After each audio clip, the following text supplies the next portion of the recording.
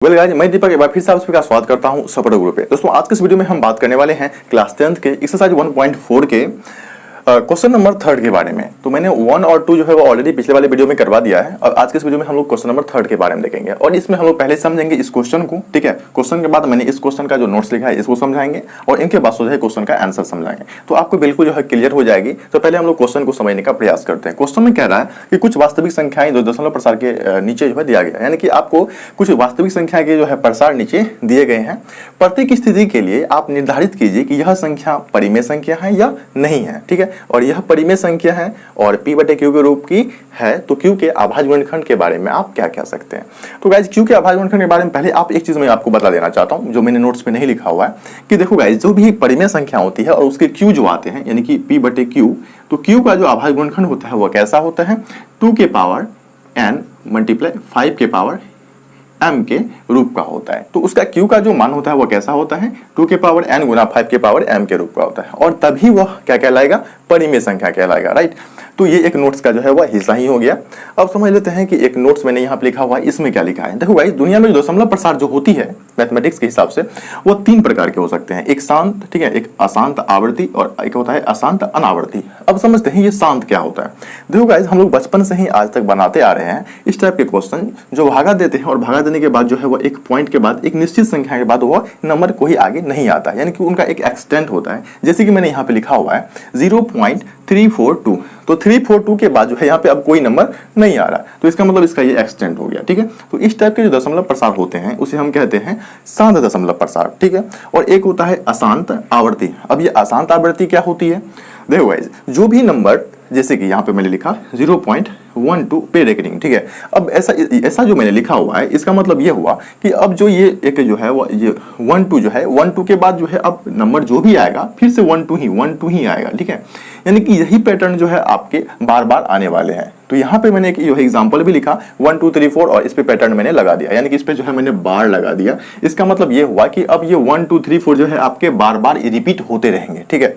तो इस टाइप के जब पैटर्न आते हैं, इस टाइप के जो दशमलव प्रसार आते हैं, तो इससे हम कहते हैं अशांत आवर्ती, राइट। तो ये भी चीज क्लियर हो गया होगा आपका कि अब आपके सामने में कभी जो है आप कोई भी भागा जब बनाते होंगे तो उसमें आपको बार लगाने की जो एक स्थिति आती होगी, कभी न कभी तो ऐसा आपके साथ हुआ ही होगा।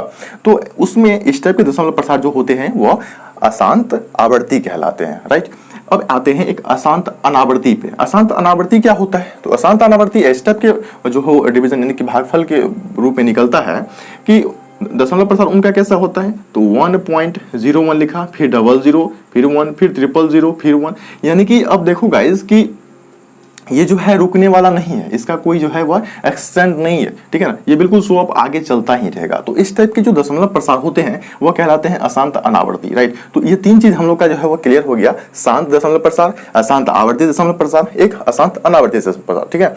अब देखो गाइस ये 2 जो दशमलव प्रसार होते हैं, एक शांत और एक अशांत आवर्ती, ये दोनों दशमलव प्रसार जो कहलाते हैं वो परिमेय संख्या कहलाते हैं। क्या कहलाते हैं, परिमेय संख्या। बोलेंगे क्यों, क्योंकि इसका जो है एक पैटर्न आ जाता है, यानी कि इस नंबर का जो अशांत आवर्ती है इसका एक पैटर्न आ जाता है और जिस भी नंबर का एक दशमलव प्रसार का पैटर्न के रूप में आ जाता है तो वो क्या कहलाता है, अशांत आवर्ती कहलाता है और वो परिमेय संख्या के अंदर में लिखा जाता है, राइट।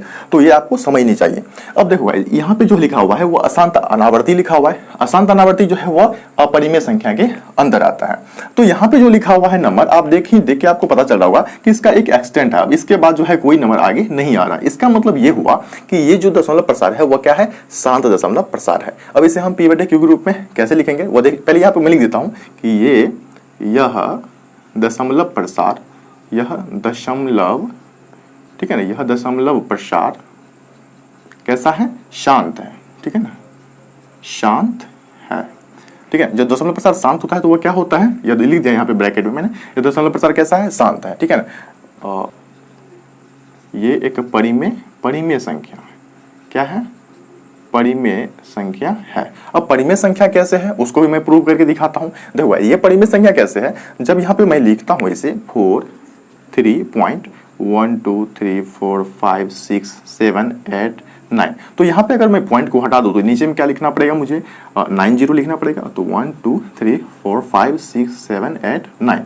तो अब देखो गाइज, तो यहाँ पे जो ये क्यू आया यानी कि यहाँ मैंने लिखा इसे p क्यू के रूप में लिखा है, ठीक है। ये एक नंबर हो गया पी और ये हो गया आपका क्यू। तो ये पी बाय क्यू के रूप में आएगा, इसका मतलब ये हो गया क्या, आपका परिमेय संख्या हो गया। क्या हो गया गाइस, ये आपका परिमेय संख्या हो गया। और ये दशमलव प्रसार कैसा हो गया, आपका शांत हो गया। वो भी मैंने ब्रैकेट में यहाँ पे लिख दिया, कोई दिक्कत नहीं है इससे। देखो गाइस, अब बोलता है आप क्यू के बारे में क्या कहेंगे। तो क्यू के बारे में यहाँ पे लिखेंगे कि अतः क्यू, यहाँ अतः क्यू जो है, क्यू का अभाज्य गुणनखंड, अभाज्य गुणनखंड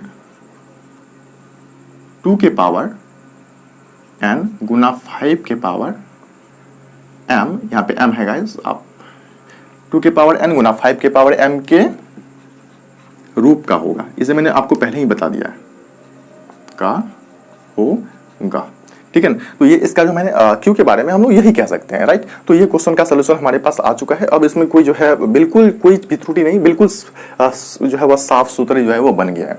तो अब नेक्स्ट क्वेश्चन देखते हैं, जो क्वेश्चन नंबर 2 है हम लोग का, ठीक है। तो क्वेश्चन नंबर 2 पे अब चलते हैं।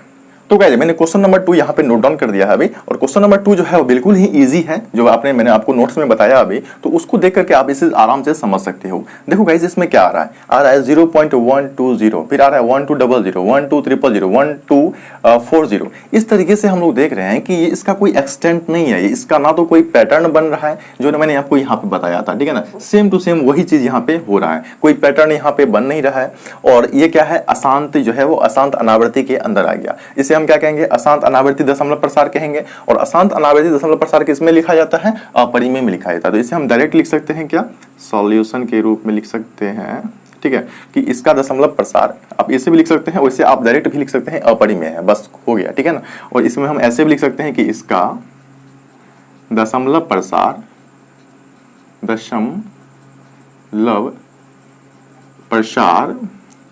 अशांत अनावृत्ति, ठीक है ना। इसका दशमलव प्रसार कैसा है, अशांत अनावृत्ति के रूप का है, अतः यह दशमलव प्रसार, अतः यह दशमलव प्रसार कैसा होगा, अपरिमेय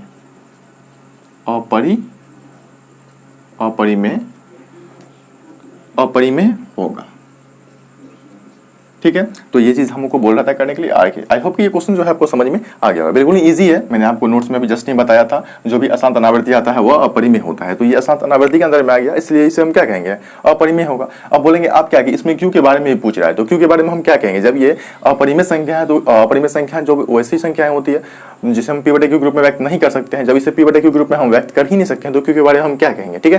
तो वेल गाइस, तो क्वेश्चन नंबर 3 पे आ चुके हैं। और क्वेश्चन नंबर 3 पे है गाइस यहाँ पे कि 443.123456789 उस पे जो है वो बार लगा हुआ है।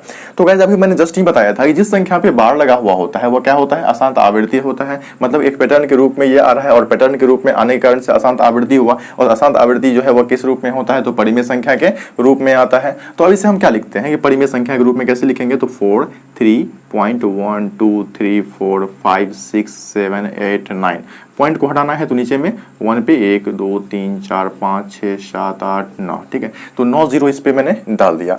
अतः लिख देंगे कि यह परिमेय संख्या है, ठीक है ना, परिमेय है, सीधा लिख दो परिमेय है, ठीक है ना, यह परिमेय है। तो गाइज यह परिमेय आपका हो गया, राइट। अब लिखेंगे यहाँ पे, अतः जब परिमेय है तो क्या होगा, अतः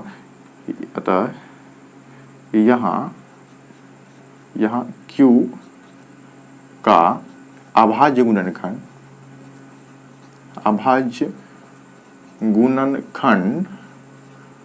2 के पावर n गुना 5 के पावर m के रूप का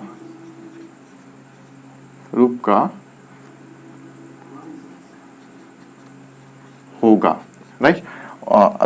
और वे अन्य गुणनखंड भी होंगे, ठीक है, तो आपको इतना चीज जो है वो लिख देना है, राइट। क्योंकि इस यहाँ पे q का जो गुणनखंड होगा वह 2 के पावर n गुना 5 के पावर m का होगा, क्योंकि ये परिमेय संख्या है और इसके अन्य भी गुणनखंड जो है वह होंगे।